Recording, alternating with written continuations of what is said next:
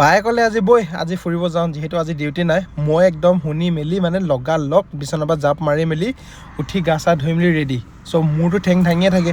চ' এনেকৈ আমি গৈ আছোঁ, কিন্তু ইমান ভয়ানক এটা জংঘল পাইছোঁ, মানে লাইফত মই প্ৰথম বুলি ক'ব পাৰি। ইমান দীঘল 12-13 কিলোমিটাৰমান দূৰ মানে জংঘল মানে।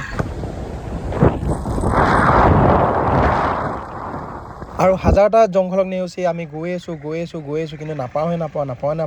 কিন্তু মানে বাহিৰত মানে মই মোবাইলটো মানে ভিডিঅ' কৰি গৈ আছিলোঁ।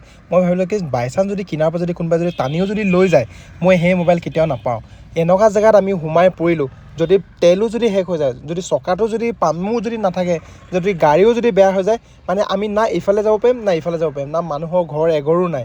চ' আমি ভাবি আহি পালোঁহি ফাইনেলি মেইন ৰাস্তাত।